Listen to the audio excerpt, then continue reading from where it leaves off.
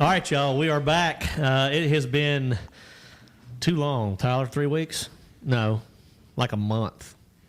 Yeah. Probably a month. Probably more. Finally back in the studio. We do have a special guest tonight. Mr. Thrift is not here. He's absent. He is down catching bass and kicking butt at the Chowan River and during the BPT event down there. And we'll give an update on that here in just a little bit if you didn't get a chance to check it today. He is in the top 20, which is the money cut line. The top 10 is the cut line. And it's hard to keep up sometimes because they seem like they change it every 6 months. So one day they're taking 20, one day they're taking 10. And anyway, he is in the money. He is inside the money cut right now. I think he's somewhere around 14th, Tyler. Is that right?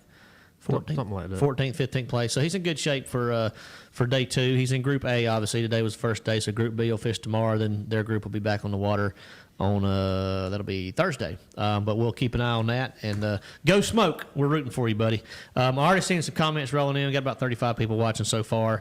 Big giveaway at the end of the show tonight, guys. We have a giveaway sponsored by two great companies. One I'm very partial to, and we have a couple announcements with that later on in the show. But Pulse Fish Lures, we are giving away a Pulse Fish Lures hat, a pack of Pulse jigs, and a Pulse swimmer, which is our jointed hard bait valued at over $79. So total value, we also have a couple of these nice Evolve rod sleeves. All right, this is the sleeve that Brian and I are now using on tour. Guys, these are the ones we showed you on the show, or Tyler and I talked about on the show a while back. You can get a hook in them, pops right out. Also have an Evolve hat to go with it, and it comes in this sweet little tackle bag too, so you can use that for soft plastics to store your worms, hooks, whatever you want to in. Got an Evolve Fishing decal in the pack though, but shout out to those guys for hooking Brian and I up with some really, really nice rod sleeves. By far the best rod sleeves I've ever used, and I've used a lot of different ones over the years, but hands down one of the best ones I've ever used. But anyway, big shout out to those guys and Pulse Fish. The giveaway valued over at probably at least $150 tonight, thereabouts. So a big giveaway. That is it for the trivia question at the end of the show. We got a good trivia question tonight too, if I do say so myself. And I did come up with it because that's what I do. I always come up with all the trivia questions. Brian's come up with 3, and I come up with 130. Right, Tyler? Yeah, all mine get turned down. You never. Yeah, you might. You've actually come up with 1 or 2. So I'll give you some credit. You've come up with 1 or 2. All right. Little quick housekeeping tip. Guys, first and foremost, shout out to Angler's Choice. Y'all know they're the presenting sponsor of this show. They have 3 locations: Martinsville, Virginia, Lexington, North Carolina, and Spindale, North Carolina. If you're in the market for a new boat, now's the time. I talked about this sale a little while back, and it is called the Great American Boat Sale. Any 23 models left over, whether it's any tracker model, Ranger, Nitro, all the White River Marine brands, eligible for huge savings. So Ranger, I know, is up to $18,000 off any 23 model left in stock.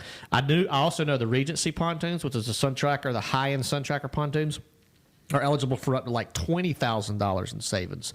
A lot of the other tracker brands are anywhere from that $8,000 to $15,000 in savings, including Nitros, things like that. Also, on any 24 models, they have an instant $5,000 rebate. Okay, so pretty awesome deals right now. If you're in the market for a boat, check out Angler's Choice. I know everybody that's ever bought a boat from them is extremely happy before and after the sale. Great people, family-run business, been around the game a long, long, long time, and they do take good care of their customers. So you know, Chuck, I can't really answer that question about the Evolve sleeves because I've never held another neoprene style rod sleeve. Tyler might can answer that. Can you answer that as far as the weight comparison? I can't, I don't really know. I mean, they're not super heavy. No, they're obviously. not super heavy. To me personally, they're a little bit lighter than some others that I've handled. But like you said, they're not super heavy, and they're very high quality, made very well, and made in the USA. Yeah, made in the USA, and that's always a big deal. We like to support all the companies that keep their manufacturing over here. I know it's impossible in certain departments and categories, but the rod sleeves, obviously they're able to find a way to have those built right here in the US of A. So, all right. One other big announcement that we announced today, if you were on social media today, it was posted on Bassmasters social pages. I posted on my social pages. Dynamic Sponsorships posted it. But the Toyota Owners Tournament was announced today. It is going to be October 26th and 27th at Lake Hartwell, South Carolina, down with our buddy Neil Paul at Green Pond Landing. Awesome facility, awesome people, and I'm kind of partial to that location. It's only an hour and a half from the house, so you know, I enjoy going to those events each and every year, getting to see everybody. And it's amazing how many returning faces we see at these events. And these people have been coming and fishing these tournaments for years. But Toyota does so much. They give so much back to our sport. This is just a small token of their appreciation for everybody that's a Toyota owner. It's an awesome event. It's a free event to sign up, okay? You can go online. Actually, I posted the link on my Instagram profile, and I also posted it on the post that I made today about the tournament itself.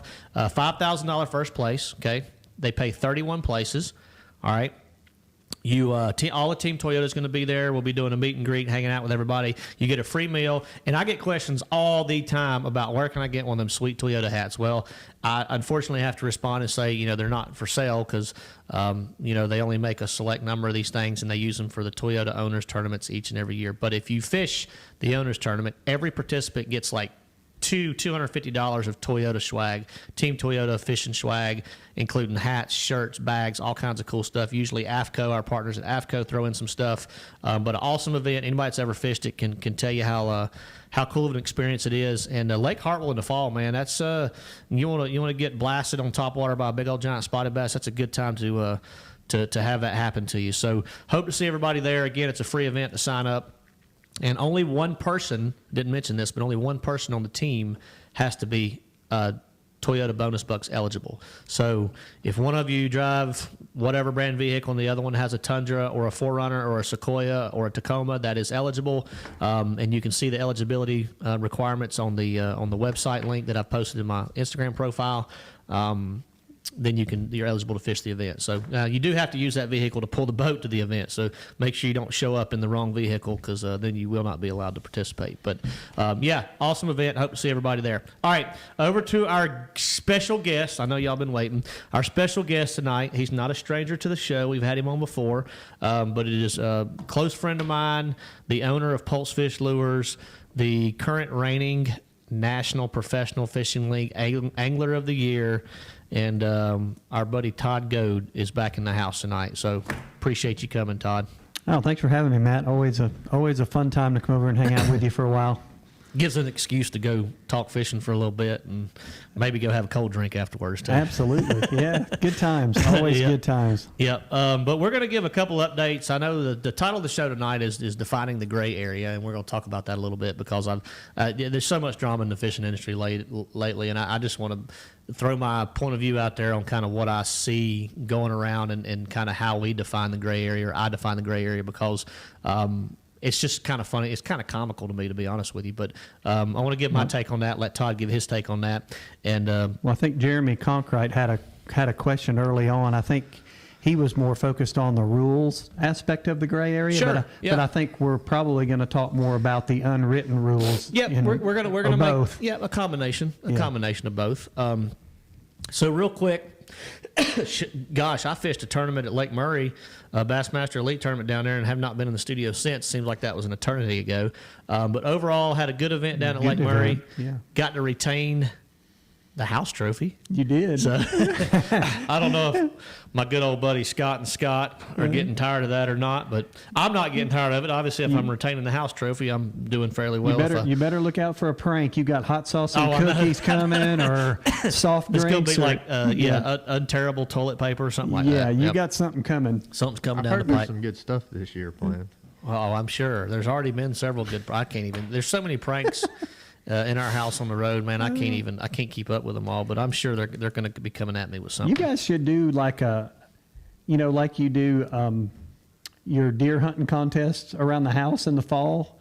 You ought to do like a house thing for the season, like do a contest between the three of you. So Billy said that he said for every he said if whoever has the house trophy the most this year gets to give it an official name and like notch the wood that the little bass is mounted on. Like he came up with some pretty cool ideas. But yeah, we should maybe do a little Calcutta or side pot or something like that. Absolutely. That would be fun. That would be good. That would be fun. But Yeah, Hollywood, Hammerberry, if y'all are listening, come up with No something. pressure. Yeah, no pressure. But Murray overall was interesting to me because there, believe it or not, it was May, but there were still quite a few sight fish to be caught. Not a lot of big ones, but some valuable keeper fish. I mean, some 2.5 to 3 pounders that were bag fillers that were much needed for myself and quite a few other guys in the tournament.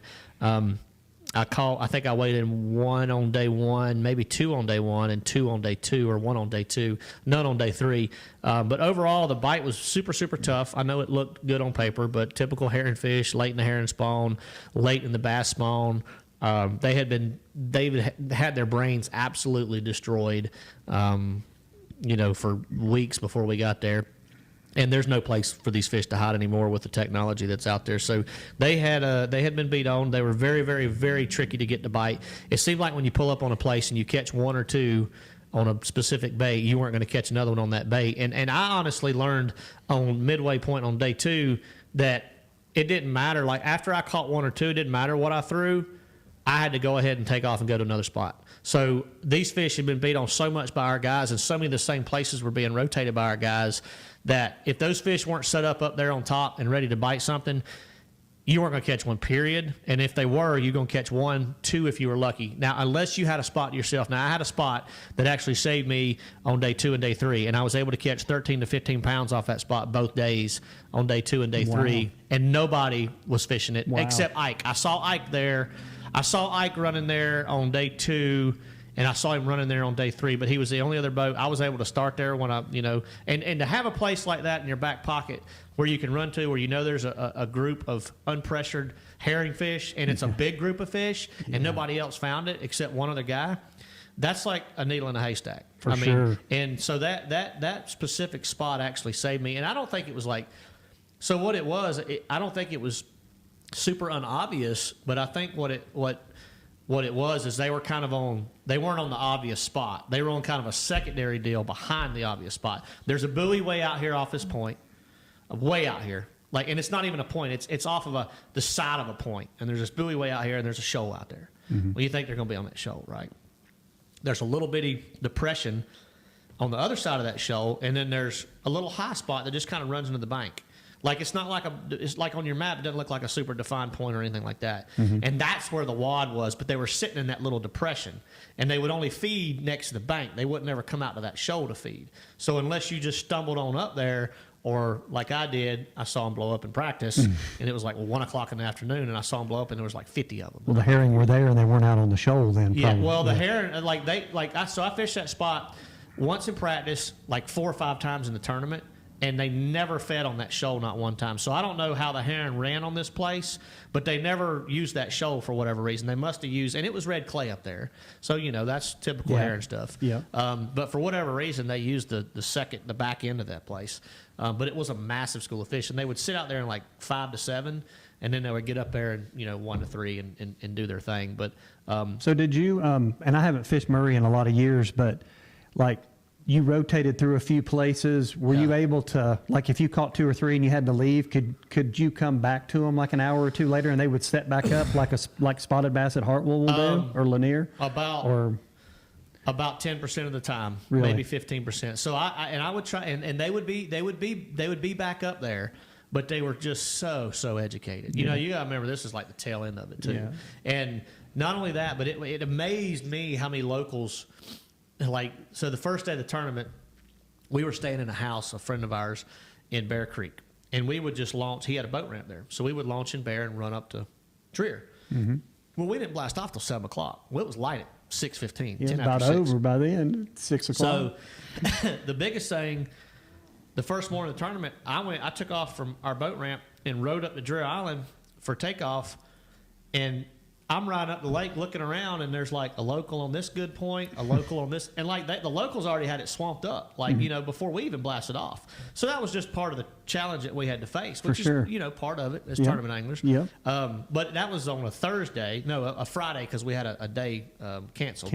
Yeah. But even on a Friday morning, it was amazing to me that I was riding up the lake before we blasted off and seeing that many points already wrapped up with boats. But that just goes to show you how much pressure those fish were getting. It was really hard to find an unpressured wad of fish that at this point in May hadn't been beat to death on. And I did learn something, and this is just a tip for everybody out there. This was a pretty unique deal. Scott Martin and I were talking about it down there. There was only one little small section of the lake that still had a decent amount of spawners. Now, you could find a straggler here and there, like on the opposite side of the lake or up the river, down at the dam, whatever. So there was only one little section of the lake, and it was the south side of the lake, that we noticed had a few more spawners than everywhere else. Well, I always pay attention to wind forecasts, and this is why you pay attention to wind forecasts on big lakes especially that are shaped like Lake Murray. They run more east to west, and you have a north side and a south side. Mm-hmm. And there was a predominantly southwest wind for like a week straight. Okay, we had some rains and things like that too. So you got water running in a lot of these creeks. So the water on one side of the lake was about 3 to 4 degrees cooler than the other side of the lake. That's where the majority of those later spawners were. It had been that way for weeks leading up to our tournament because the wind had been so consistent for so long. The way the wind blows water around changes temperatures in different areas of the lake. The longer that happens, the more it can change the stage of the fish and how fast they react to it. So that's something that I've learned over the years that I've seen play a big difference in how to be more efficient in practice, how to understand certain areas as opposed to saying, oh my gosh, there's 10 spawners in this pocket, and then you run across the lake the other side, you don't see one. And then it doesn't hit you. You don't know why. But those just something to pay attention to. That time of year, especially when you got a late spawn, herring spawn, early post spawn. You got a combination of all kinds of different things happening. There's going to be peaks of that happening in different sections of the lake. You just have to figure out why that is and what what's your strength. Like, what would you prefer? Do you want to sight fish? Do you want to go chase herring spawners? Do you want to chase brim bed fish? Do you want to chase offshore brush pile fish? Because all that was a player. Like, there was king pile fish caught, there was sight fish caught, there was herring fish caught, there was river fish caught, there was frog fish caught, there was fry garters caught, there was dock fish caught. I mean, there was 50 different things you could do. None of them were phenomenal by no means, but you could literally catch one, 20 different ways. So always keep an open mind this time of year. It is junk fishing. May is the number one junk fishing month in the southeast, and that's one of the most frustrating times for me to prep for a tournament. Yeah, because you literally have 40 rods in the boat, and you're liable to catch one on every one of them. Every one of them. So our next stop on the elites is Wheeler Lake in Alabama. Should be nice and cold down there when we get there. Oh, yeah, it'll be frosty. And then we have a week off. Then we go to Smith Lake. So we'll try to get a show in between there and do a wrap-up. I can't wait to hear Thrift's wrap-up on the Chowan River when he gets back, because this is like the first time a major circuit's been there in years and years and years. Yeah. But I want to flip it over to Todd right now real quick. Let him talk about kind of his current status with the MPFL. Where are you sitting in the AOI standings right now? 12th. Yep. So another solid year. Surprise, surprise. Todd is about he's one of the most consistent anglers out there. They call him Grandpa, Paw, whatever, old school. Paw. Yeah. It's funny because my roommates nicknamed me that too because I go to bed early. Thanks, Pat. But anyway. Yeah. P-Dub. Shout out to Patrick, by the way, who won the Murray event. Sorry, Patrick. I apologize. I didn't even give you a shout out, but unbelievable performance. He blew it away. He was there. I watched a lot of live while I was out in the shop, and he was the guy that once that early deal happened and it got super, super tough on everybody, he was the guy that figured out how to make them bite when it was dead slick calm, and you could not get them to bite, and he could get them to bite. That was a big deal. Hats off to him on that. Yeah, I think for most of us, every day after about, and I would just go sight fishing like for spawners, but every day after about 10:30-ish, maybe 11 if you were lucky, you weren't getting another bite on a lot of them points unless you had a specific bait or you had some unpressured areas. Mm-hmm. He had both probably. He had some little key baits in his back pocket along with some places that weren't getting pounded like everything else. So and that's what it takes to win a multi-day tournament like that. You got to have a lot of backup plans. People go into a lot of events and they're like, I got a great plan. I'm going to do good. I'm like, well, how many backup plans you got? Oh, I don't have a backup plan because my practice was awesome. Yeah. And I'm like, good luck. Good luck. Best luck to you. Good luck. But anyway, so give us y'all's next event is It's the week of July 7th through the 13th. It's at Pickwick. We're going out of counts down at Pickwick Landing. Yeah, that'd be a good one. Yeah, it's going to be cold for that one too. I'll have to take hoodies and hand warmers and stuff for that too. So. You mean umbrellas and bags of ice? Exactly. Flip flops and maybe even a bathing suit. Lots of fish life a lot of fish care products will be in the boat for that one. But yeah, it's after 2 events. I mean, it's been a good year. An 8th at Logan Martin to start the year, and then Hartwell was ended up 27th. And I had a really good practice, and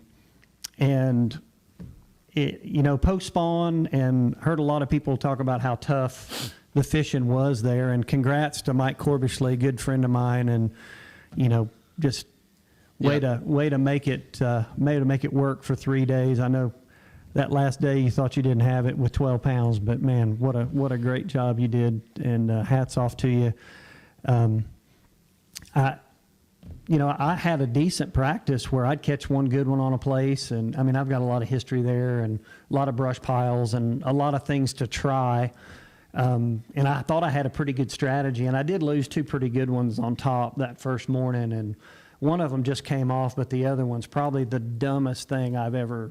I mean, I've been bass fishing a long time, and if anybody was watching on live, they got to see it. But I was fishing one of my brush piles, and it was about 100-foot cast, and I threw that topwater out there, and I threw it straight out in front of the boat, and I start walking it, and a 4-pounder gets it, and I set the hook dead into the head of the trolling motor, and of course, fish gets off and all that good fun stuff. So, those and I fished clean. Other than that, the event was really clean. Didn't lose any fish other than those 2, and had a 27th place finish. But I've Luke Duncan's always said I'm kind of a spotted bass master, but I really had a hard time getting those fish to fire every day, and I tried all my tricks, and the last day, especially when you can't catch a spotted bass on a green pumpkin green zoom mag shaky head worm, yeah, they wouldn't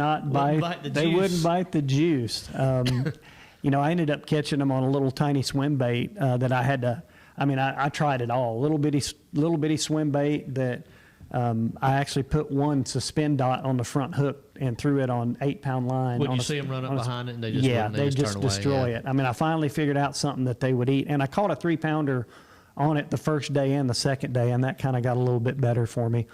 But that place was, and like you said, it's taken a beating too. But the place is full of fish. They're just more educated now. I mean, I tried it all. I mean, I'm pretty good at, with my active target too, and scoping fish and shaking a minnow and doing all that. I did all that. I threw the top waters and the super flukes and you name it. I did it all.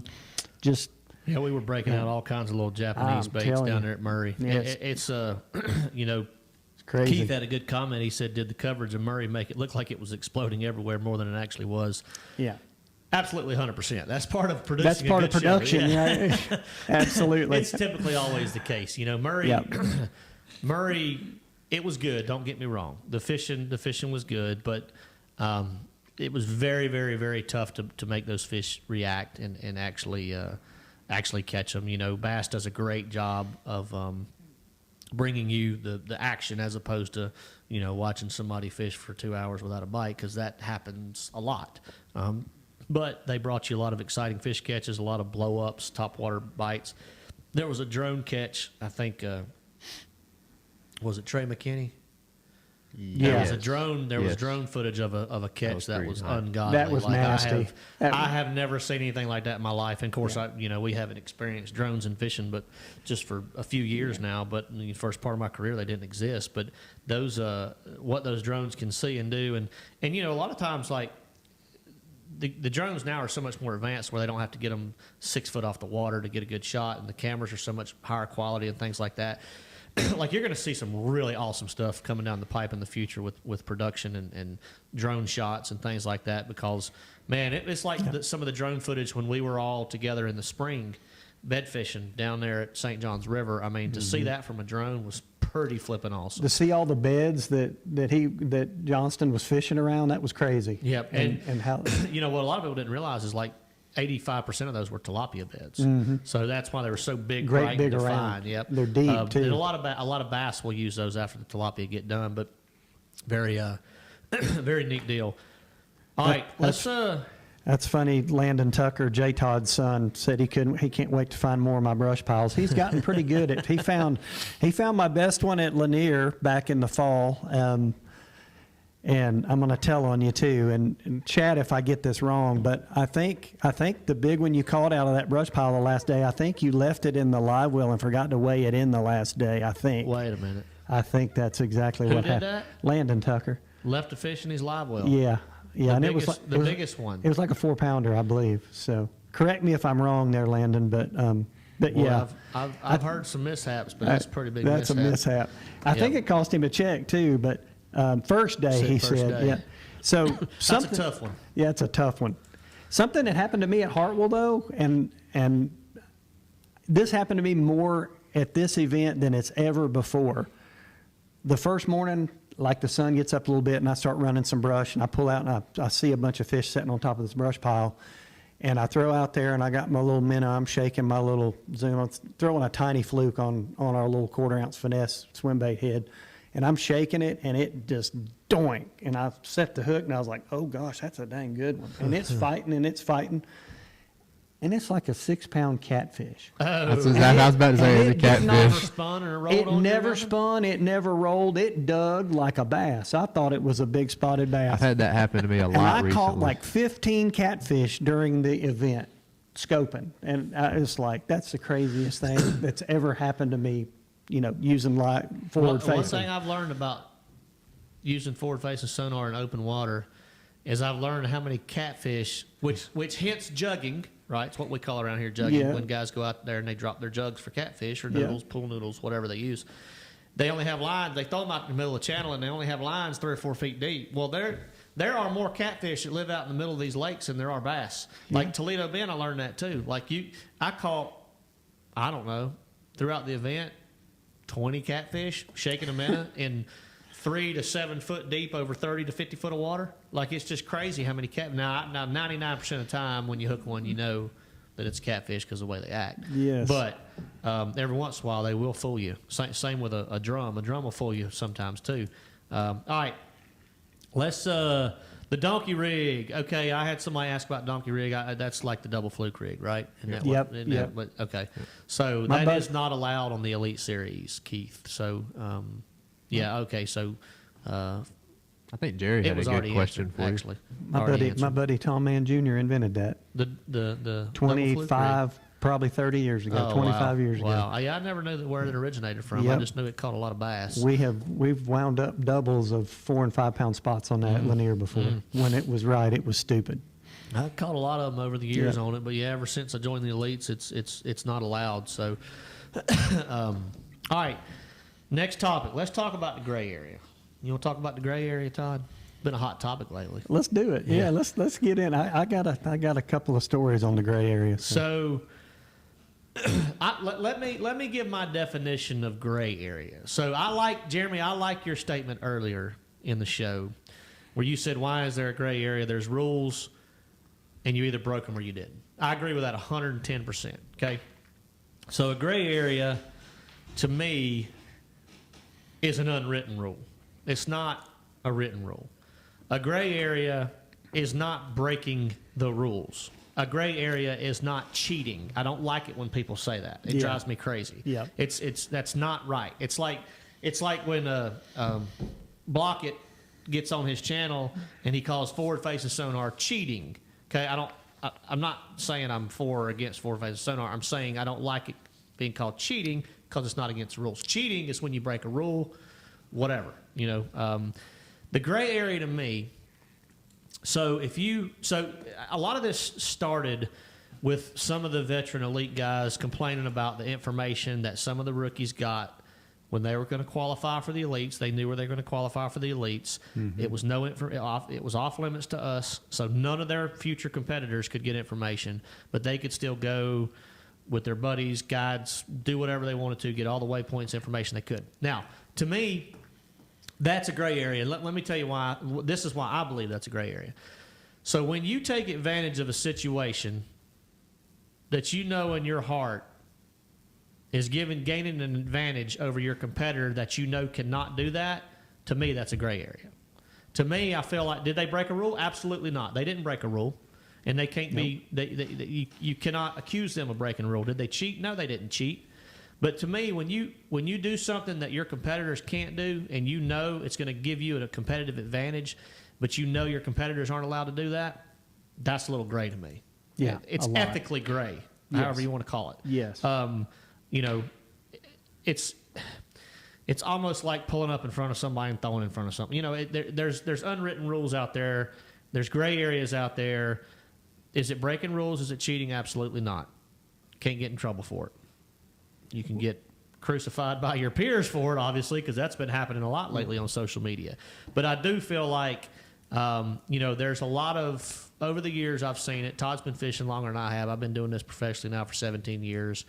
I've seen it get worse over the years, a lot worse. I've seen guys get a lot more aggressive. I see guys willing to take bigger risks, willing to do more things, kind of throwing ethics out the window to try to gain a competitive advantage. And that's one thing that I think our sport definitely needs to step back and take a serious look at. I'm not going to sit here and tell you it's just young guys either. I've seen older guys do it too. I've seen all ages do it. But it definitely happens, and it happens more now than ever.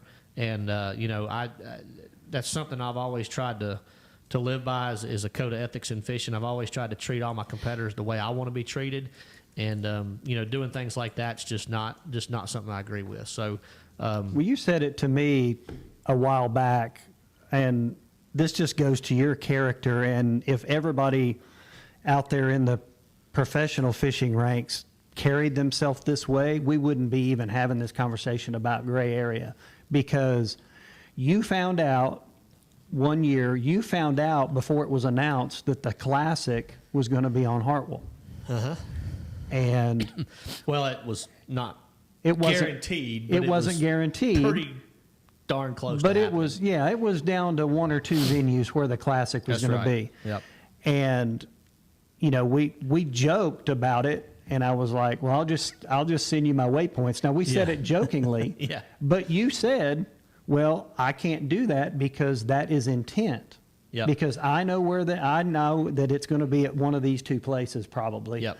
And that gives me an advantage over somebody else. Yes. So you 1,000,000% did the right thing. And I mean, I was joking. I wouldn't have given him my waypoints anyway. But I see what kind of friend you are. but No, I'm kidding. But it just goes to character. And maybe, you know, Bass announces their schedule, you know, and these guys that are fishing the EQs, maybe they do something from like, hey guys, the guys that are in the top 15 in points coming down to the last 3 events or whatever, you guys can't get info either. There's a chance you're going to make the elites. So there's intent there. Maybe they do something like that. I don't know. It's just a thought. But it does, the guys that know they're going to make it. I mean, you know, one of the guys could have zeroed the last tournament and still made it.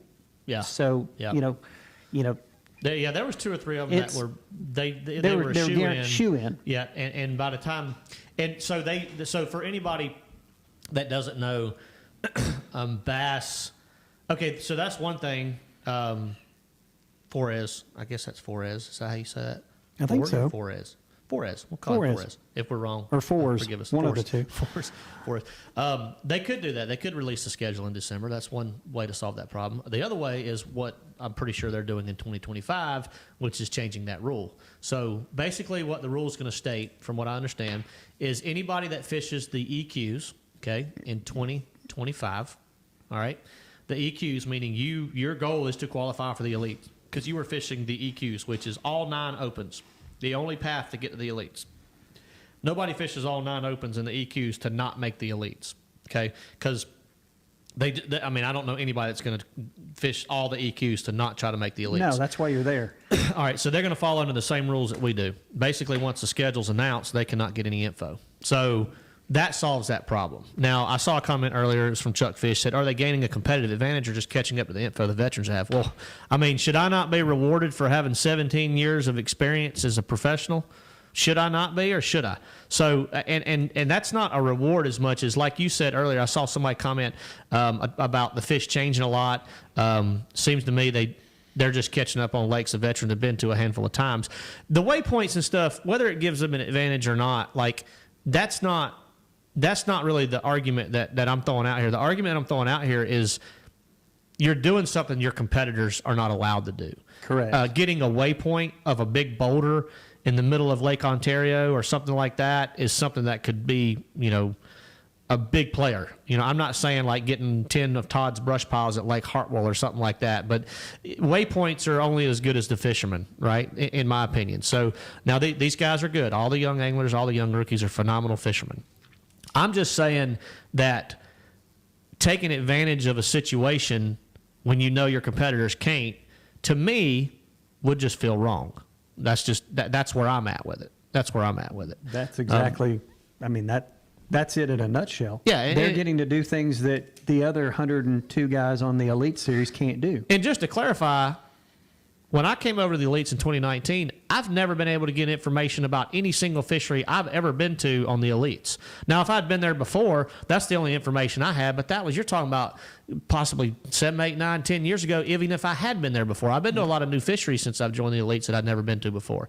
I was not able to get information on any of those ever. Once our schedule was announced, the first time I knew we were going there, can't get any information, period, end of story. That's why they changed that rule, I think. That's why when in 2025 rolls around, you're going to see a change where anybody fishing the EQs falls under the no information category. I like that. I hope they do that. Yeah, and yeah, Jerry, that's well, we could debate about that for a long time. He said information is more powerful than FFS. It is, but yeah. You've heard the saying too. It's hard to catch other people's fish too. Absolutely, yeah, absolutely. And waypoints and things like that, or I'll say it again, are only as good as the fishermen. Like, you could give certain guys the best waypoints on the lake, and they're still not going to catch them. You could give Jacob Wheeler the best waypoints on the lake, and he's probably going to smash your brains in. That's just the way it is. Now, those waypoints may only be good for 1 week out of the year, and you might not be there that week, by the way. Again, you have to take, any information for anybody out there that gets information, and this is to high school anglers, college anglers, local tournament fishermen, club fishermen, whatever you may be. Take that with a grain of salt. We've talked about this a lot on the show, you need ideas. You need general lake information, water levels. Weather patterns are the biggest source of information that people overlook. They worry about how Tyler or Todd caught them last Saturday in the Derby that they just won with 26 pounds, and their tournament's not for 2 weeks, and he's giving him waypoints, and he's sitting there thinking, oh, I got this one, and he goes out there and he catches one bass.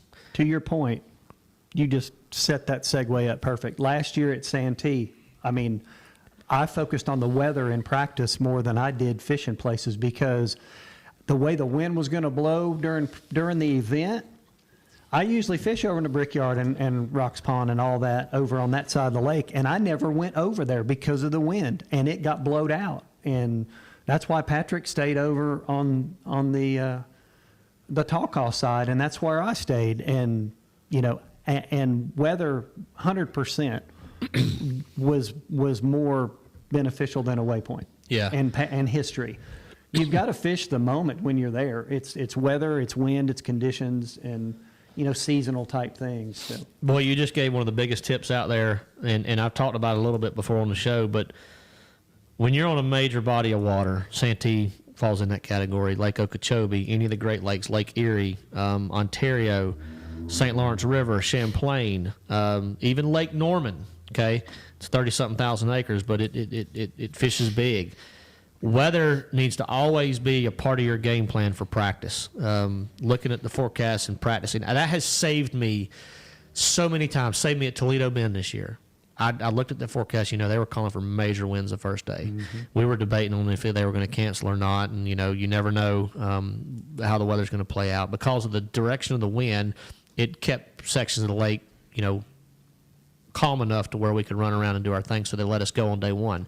I had two areas that I had found that were protected from that specific wind forecast. and one of those areas carried me for 2 full days of the tournament. Wow. And that's like that. You practice everywhere. You prepare for the worst and expect the best. I always say that. And weather is one of those things you better prepare for, especially on a big body of water. Where Todd's talking about Santee Cooper, areas can get completely destroyed overnight, completely destroyed, and then they can be phenomenal 24 hours after that. So you got to take that in consideration. Those little things like that are things that win you AOY at the end of the year, too. Yeah, 100%. Yeah, those little bitty decisions, those little bitty preparations that you make, huge. Yeah. All right, John Henderson, that is a good question. And he said, is this the first year elite qualifiers have done this, or has it been done in the past but wasn't made a big deal of? So to answer that, John, the best I can, just from what I know, is it's very rare, okay, that elite qualifiers were like locked in 2 or 3 tournaments before the end of the season. Mm-hmm. So they have been allowed to do that, as far as I know, every year up until possibly 2025. Now, I honestly think it was made a bigger deal this year just due to the fact, and I'm going to be honest, because I think a couple of those guys are being very dominant this year on the Elite Series. I think some guys, blew it up a little bit more because of that. It's easy to, get loud when you're getting your butt kicked. There's a little bit of Dale Earnhardt syndrome going on there. Oh, 100%. Yeah, 100%. When you're winning, people don't like you. Yeah, and that's doing well. Look, Yeah. there's always going to be those haters out there. Yeah. I don't have an issue with any of the rookies whatsoever. Most of them, I've talked to most all of them, met most all of them. Great dudes, very respectful. A couple of them are really funny. Kyle Patrick's a trip, man. I could hang out. I think he's probably got worse ADD than I do. But Kyle's a trip. Of course, I've known quite a few of them for several years. Known Trey and JT for years now, but yeah, I mean the guys are phenomenal fishermen. I want to say this about going to Kyle. I've never seen someone fall out of a boat and get back in so quickly. Yeah, that was impressive. Like, yeah, I'd have had to go back around to the back of the boat and get on the ladder. If nobody saw that, it's all over social media. Hilarious. It was, but it was at Lake Murray, and him and Lee Livesey were fishing side by side. Yeah. And actually, him falling in was one thing, but Lee's reaction was the best thing ever. Because if you missed that on live, Kyle and Lee are fishing this same little shoal or herring spot side by side, like literally, like probably from me to Todd almost. And Kyle just misses a step. He fishes barefooted. All them young guys do. I don't know how they do that. Yeah. I think Ott Defoe still fishes barefooted. Oh yeah. He'll come back to get y'all later in life. I'm telling you. Tell them, Todd. They need to wear some support now. You dang right. Save their legs later. Yeah. Kyle misses the side. What are you saying? You said I'm old over here? No, me too. I wear on cloud. Like I wear a lot of support when I fish. I've got a killer pair of Gill tennis shoes that really have great support. There you go. So. See, you know how important it is. But yeah. Anyway, Kyle goes out of the boat, and Lee just looks at him and he goes, yes. And it was like he knew it was on live, so Lee was not like, you all right, Kyle? He was just so excited that he got to witness that firsthand, up close and personal. And Todd's reaction is what killed me more than anything. But anyway, yeah, that was pretty funny. But yeah, Ryan, Kyle hit the water and like bounced back out of it into the boat. Like he didn't even get wet. No, I don't think so. Yeah, it was pretty crazy. So the other part of the gray area that it gets talked about every once in a while. It got talked about at the last BPT event down there at Heavy Hitters, but yeah, with the Jordan Lee, Froggin deal and Coulter and those guys. And I'm old school when it comes to this, and it happened to me at Hartwell. I had boat 6 the first morning, and being that low of a boat number, there's a herring spawn place real close to Green Pond that if you're the first one there, and I mean, I made one cast on it Monday morning and caught a 4.5 pounder and just picked the trolling motor up and left because they were just there. And so I'm boat 6, and I go there, and I put the trolling motor down and start fishing, and out from the main lake, here comes another competitor, and then here comes another competitor, and there's a local on it at the same time. Now, if I would have been the one coming to fish the place and I already saw somebody sitting there, I'm turning around and going somewhere else. I had my boat sitting in a position where I could fish this place properly. Is one of them places that ran off the bank, and it was a clay place, and it ran out there probably 100 yards out to a reef pole. And the herring get up on top of that saddle between there and the bank. So where I had my boat positioned is really the best place you want to have your boat. So you could, when they come up schooling toward the reef pole or toward the bank, you're kind of dead center.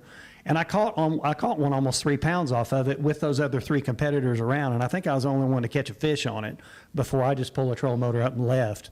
But one of the competitors came in and power poled down like 10 feet left of the reef pole in the dirt. And I'm like, that's where the fish were schooling Monday, dude. You're sitting right on top of the fish. And that's kind of that gray area that I'm not going to fish somewhere somebody else is fishing. Like I said, if I would have been the guy with the later boat drawn out and I would have seen other people on it, I don't care about the locals, but I would have turned around and left. And another story about that, when we fished our championship at Amistad, after the second day, or Amstead as the locals call it, Denny Brower, we're standing, we had this awesome house. It was me and Patrick Walters and Mike and Jesse Wise and Trent Palmer and Patrick's dad. He makes the best fried chicken in the world, by the way. Sorry to get off on a tangent, but well, I'm hitting. I know I'm hitting up down at Wheeler for some fried chicken. So we rented a place, and I think Ray Hanselman might have owned this place or knew who owned it or whatever. But it had a shop where all 5 of our boats could be in this shop, and it looked out over the lake. And after the second day, I didn't have a chance to win, and Patrick had a chance to win. So we were talking about some things, and I looked across the lake, and I said, I'm going to go right over there, and I'm going to catch me a limit right over there. Because it was amazing how much Amistad looked like Douglas in the fall. It just fit my eye. I mean, I caught hundreds of bass at that place. Well, right beside where I was looking at was a pocket of mesquite bushes. And Mike Corbisley made the comment, he said, well, I'm going to go in there after lunch and flip them bushes. So I run there first thing in the morning to the pea gravel places that had these 2 run-ins, and I catch me 4 there, just boom, boom, boom, boom, fish it, pull up and leave. Well, at the end of the day, we're talking, we're standing out back, and I told Patrick, I said, I told you I was going to catch them over there. I caught 4 off that place, and he's like, no, man, really? And Mike goes, did you fish that place over there? And I said, no, you told me you were going to go in there after lunch, so I didn't even go in there. It's that unwritten rule. Yeah, common courtesy. That gray area. It's just common courtesy. And there's not enough of that in fishing nowadays. And there's a lot of factors out there, I think, that cause people to do things they probably normally wouldn't do. Yeah, but, no, 100%. Yeah, I mean, you just nailed it right there. It's there's a lot of pride in this sport. A lot of guys that we're all super competitive, obviously. But I do think, there are some out there that need to take a step back and your reputation's everything in this sport when it comes to sponsorships, when it comes to your peers, when it comes to your fans, when it comes to your family. And that is, that's something that everybody needs to take into consideration moving forward. This is an awesome sport. We're fortunate to be able to make a living in this sport. I travel around the country and catch bass for a living, for crying out loud, and very thankful every day that I get to live out my dream. By the way, that is true, Ryan and Buddy. Like I don't like getting in a car and going fast unless I'm the one behind the wheel. So when I get in a car with somebody else and they're driving like a maniac, I just don't like it. I don't like it. I don't have any control over what's about to happen. And, it is what it is. But Billy has got, I don't even know what kind of car that is. It's fast. I know that. Is it a Vet? No, it's not a Corvette or nothing. What is that little thing? Some kind of little, I don't know. I ain't seen it. Y'all probably know. Y'all paid more attention to it. It was on the YouTube video, and we were in it, and that's what they're referring to when I was in there, because Billy said, yeah, that's what Billy said. He said, you want to see what it's got, Matt? And I'm like, nope, I don't. He let me out. An Audi, that's what it is. It's Audi. Okay. It's Audi. Well, how you say that? Audi. Aldi's a I thought it grocery was store, Aldi. isn't it? Yeah. It's Aldi. It's like a belly button. You got an innie and an outie. Jerry, so it's an buddy, Audi. Ryan, y'all are right. Yeah, I didn't. It's not a BMW, Jeremy. I know that. But yeah, y'all are right. Interesting story about that heavy hitters, though. A good friend of mine is good friends with Jordan Lee, and before the tournament even started, he called this guy, and he said he's only done it 2 times in his whole fishing career. And he talks to him before these tournaments every time, called him and said, I'm going to win this tournament, which I thought was pretty cool. Yeah, that's calling you shots pretty amazing. And Yeah. I have never, actually, I did experience that a little bit the second time I won Beaver. Jacob Wheeler and I were rooming together. I've told this story before, but we were the last day of practice, halfway through, I had got on a swim bait bite and throwing a 5.5-inch swim bait, similar to what the Lunker Hunt Fetch is. Mm-hmm. And like the fish at Beaver Lake had never seen that thing before, and you could tell. And they were just big ones eating it left and right. And I called Wheeler, told him about it. He got a couple 3.5, 4-pound bites real quick.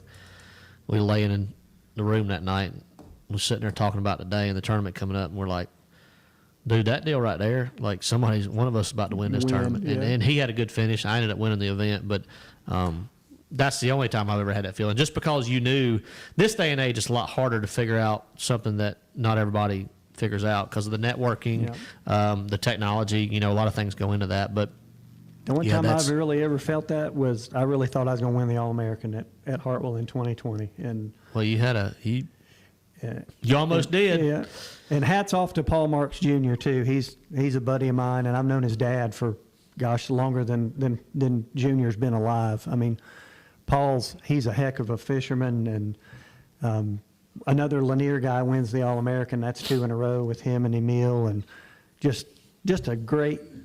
There's so many good young fishermen coming up that are just good people, good humans. I mean, I say that about Corbishley and Trent and Patrick and those guys too, but you know, people like Emil and Paul Marks Jr. I mean, the sport is in really good hands with guys like that. Yeah, there's some good ones out there for sure. I mean, and I say for every bad one, there's 10 good ones probably. Yeah. And I had a feeling, you know, he's so good with forward facing, and a good friend of mine in Missouri, Roger Fitzpatrick, came and he stayed at my house for pre-practice. Him and his son both made the All-American again, and this is like Roger's 9th All-American. He's just an incredible guy, incredible fisherman, and I really thought he would be on the winning fish. And I said if Roger didn't win it, I figured Paul Jr. would win it because of how the smallmouth set up out there, you know, on that lower end of the lake, and he was able to get him to bite. Yeah, that's a pretty neat deal. Keith, you, Jerry, I didn't know that. He said neither does a marshal when they get tossed out of Ike's boat at Murray. I didn't know his marshal got tossed out of the boat. Tell us more, Jerry. Hope he's okay. Obviously, he was okay because I didn't hear anything about it. Go watch Slick's video. I'm sure Slick's got a video on that. Yeah. Keith, you talking about driving. How do I like pulling the boat in the smaller engine Tundra? So that V6 turbo, actually, so I know you're comparing it to the old 5.7, and you know, that a lot of people, I'm driving the iForce Max, which has been a phenomenal engine. That engine has more horsepower and torque than the 5.7 V8 did. That's what a lot of people don't realize. It does unbelievable.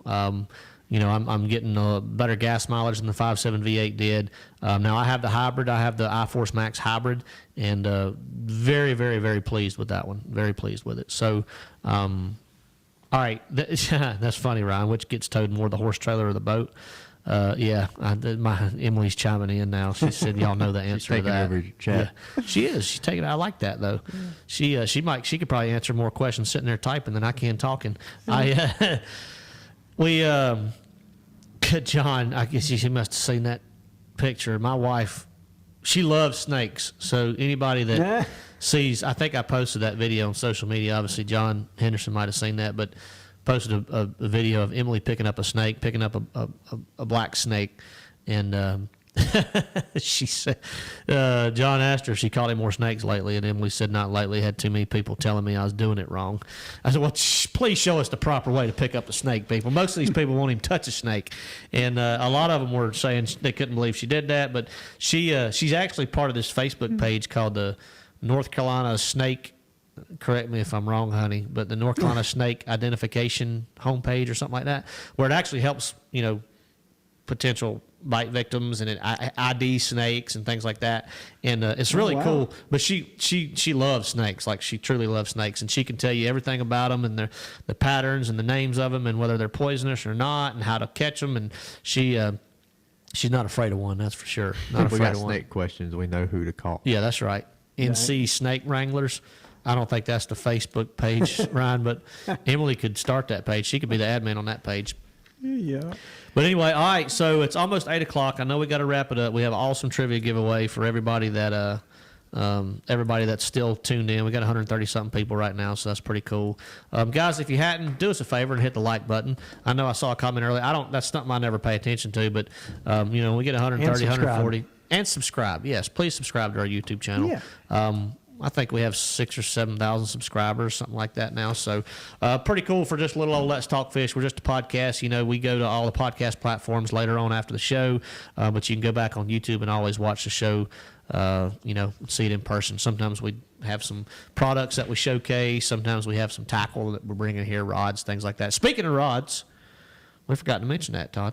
You did. Yes, you did. We so my signature rods, y'all have seen them on the show before with Pulse Fish, are available for pre-order. They should be landing sometime early mid-July, probably mid to late July. Okay, yep. Looking at mid-July, mid to late July. They are available for pre-order. I do think we have, Todd's saying, close to half of our initial order that's landing, possibly pre-sold. Yeah, we've got a lot of them, a lot of excitement, a lot of interest in our rods. And you want to tell them about the warranty. Tell them about the warranty real quick.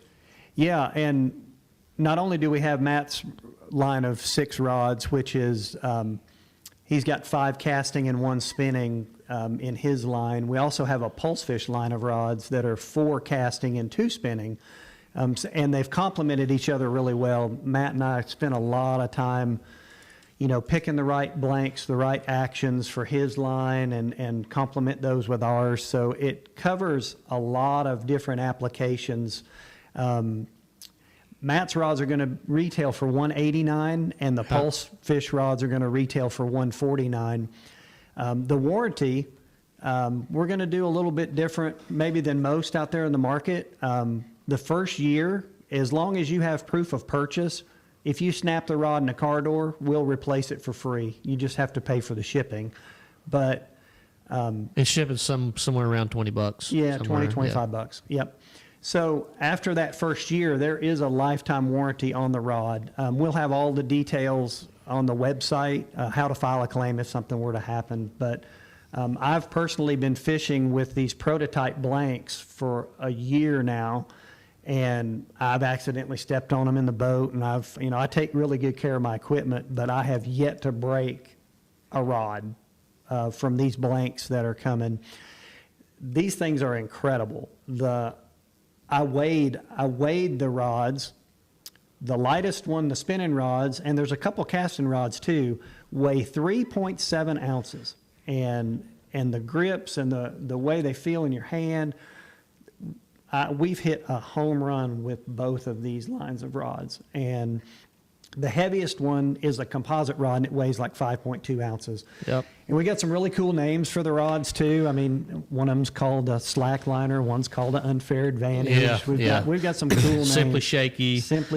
Cut maker. Yep. Cash checker. Check casher. AOY special. Yep. One of Todd's specialties. Yep. John Henderson wants to know the length and action on the spinning rods. So we got 2 in the Pulse Fish rod lineup.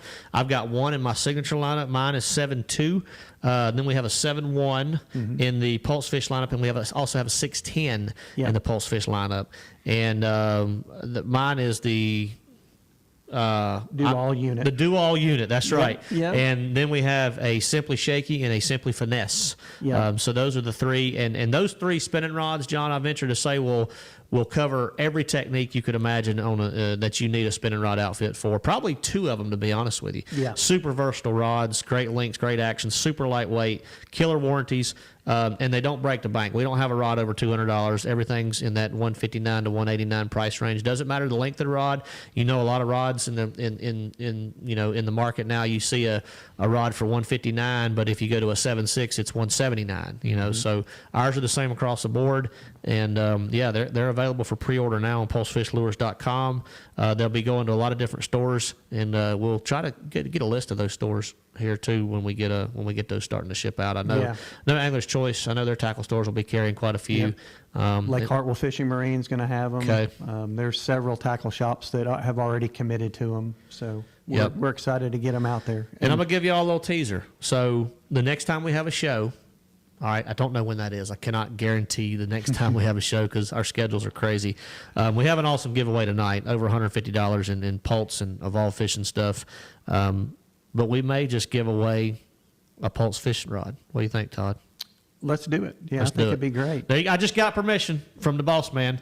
We're going to give away a Pulse fish rod on the next show. And so I don't know when that'll be, but the next trivia giveaway will be, one of these brand new Pulse fish rods. One of the things that it's really cool to spend as much time with you developing these as we did. And then when we got the first prototypes in, because you've been fishing with your line for a few months now, all season. And you've caught a 7-pounder on your spinning rod. Yep. But I remember you hadn't fished with them really long. I think you were at practice at Toledo Bend, and you said, I'll never forget this. You said, this is the best spinning rod I've ever had in my hand. Caught a 6 at Toledo on it and a 7 at St. John's on it. Yeah. So it has been tested and approved. No, I have not let Canterbury test them.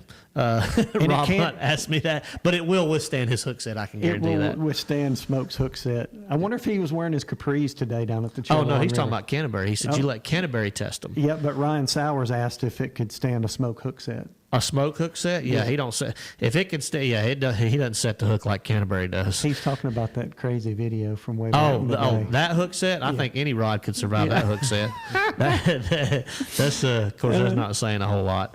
All right. Yes. Yeah, that's right. Cody, hit the notification bell on the page too. I've had some messages, over time. Hey, we don't know when y'all go live. I missed the show. Sorry, I didn't know you were live. Make sure you click that notification deal, and so once you subscribe to the channel, you are notified when we go live on Tuesdays at 7. What's up? Fours asked if it was comparable to the Fitzgerald Aqua Dream. It's a little lighter than that rod. I think the Fitzgerald rods uses American Tackle Guides. These are all Fuji components with our rods too. Both are great companies, make really great guides. Yep. Fitzgerald's been a great rod too. I mean, I was sponsored by them for years. Great company. Mm-hmm. It's lighter than that rod, so probably in the same performance that Aqua Dream, because I had that rod. Good drop shot rod. Yeah. It'll compare to that, but it'll be a little bit lighter. And the grip, I think, ergonomically is a little bit better feeling grip in your hand, too. Yep. Ryan, that's funny. We need to bring back Jeff's radio voice introduction to the show. So, okay. Kudos, Tyler. Jeff is actually in Georgia tonight, and this show has run flawlessly.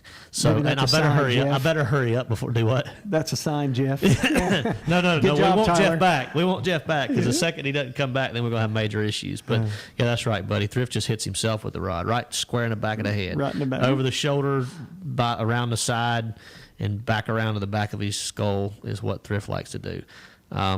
Keith asked, what spinning reel would you put that with your rod? Well, I'm using Bass Pro Reels now, so I'm using the Johnny Morris Platinum series, which it's a great high quality spinning reel, and I haven't had, this is the first year using them. I haven't had any issues whatsoever. Got a super smooth drag system. Biggest thing is you need a really smooth drag system when you're going with the spinning rod setup. Make sure you got a good drag system, and it is worth paying a few extra bucks for a high quality spinning reel to put on these rods because you don't want a high end rod with a crap spinning reel on it. So, 100%. and especially when you hook a 5 or 6 pounder and he starts to take off and your drag starts slipping a little bit or catching. Bad deal. Bad things happen. That costs money normally. That's right. It's good. Yeah, it will cost you money eventually. All right. Time for the giveaway. It's 5 after 8. Ran a little bit over. Appreciate everybody tuning in tonight. Guys, gals, we got an awesome giveaway again, sponsored by Pulse Fish Lures and Evolve Fishing. Got some sweet rod socks sending out your way to the winner. Got a hat, got a Pulse Fish Lures hat, have a Pulse Swimmer, that's a $79 hard bait. We also have a pack of Pulse jigs coming at you. Oh, there's a Pulse jig promotion going on. Yes, there is. So, and I was going to announce it on the Pulse Fish page today, but I didn't post it during kind of the right time window, so we'll announce it here and I'll post it tomorrow. But we're doing an all month long Father's Day special. So if you buy 2 packs of pulse jigs at regular price, you're going to get a pack of our 1/4 ounce green albino for free. So that's like an $8 value. Yep. The discount's automatically applied. There's no code to enter. You just go on and order your pulse jigs. We'll put the free ones in the box with them, send them out, and we're going to run that special this whole month. Thought that's a really good deal. So for every 2 you buy, you get one a free. free. So you buy 8 packs, you get 4 free packs. Correct. So that's pretty awesome. That's so a you good get deal. 8 packs for the price of a dozen. Absolutely. Yep. Stock up on your pulse jigs now while you can. Yep. All right, here we go. Trivia question time. You can't watch the live coverage because there is none, so that's makes it a little harder for y'all to answer this question. But Thrift, our buddy Smoke, who's absent tonight, competing down there at the Chowan River. I think he's somewhere around 14th or 15th place after day 1. What was the largest bass that he caught in competition today on the Chowan River? What was the largest bass he caught today on the Chowan River? I need it in pounds and ounces to be the winner. Pounds and ounces, and I need it dead on, y'all. Okay, I need it spot on. First one, we'll call it. Yep, first one we'll call. There it is. Nope, Got that's a not winner. right. Now we have it right. Got a winner. It's not 05. Yep. It's 35. Yep, we got a winner. So Jody Wright? Yep, Jody Yep. Wright. Jody Wright, you are the champion. So 305, Brandy. Unfortunately, 305 would not be correct. It would have to be 3.5. So 3 pounds, 3 5 pounds, ounces. 5 ounces. Yep. Yep. 305, Houston, Brandy. Houston was actually the first one I saw at 305. That's technically would be in hundreds, right? So Yep. we can't Yep. give them that. Yep. Some scales weigh that way, so we have to go with Mr. Jody Wright. Jody, shoot us a message, buddy, and send us your shipping information, and we'll get all this cool stuff out to you ASAP. But appreciate everybody watching. Oh, go ahead, I want Todd. to give a shout out to my dad in Lubbock, Texas is watching. My mom probably is too. Love you guys. Paw Goad. Lubbock, Texas in the house. Yeah. So, yep. Appreciate everybody tuning in. Y'all spent a good show. I hope y'all enjoyed it. We always say this. I wish we could get in the studio more often, give y'all some more goods. But we're going to continue to do it as often as we can. And Todd, thanks for joining us, man. Thanks for having me. I always enjoy coming over here. Appreciate it very much. Always a good time when Mr. Goad comes over the mountain. All right, y'all. We can't go fishing on Tuesday nights. We're going to sit right here and talk fish. See y'all next time.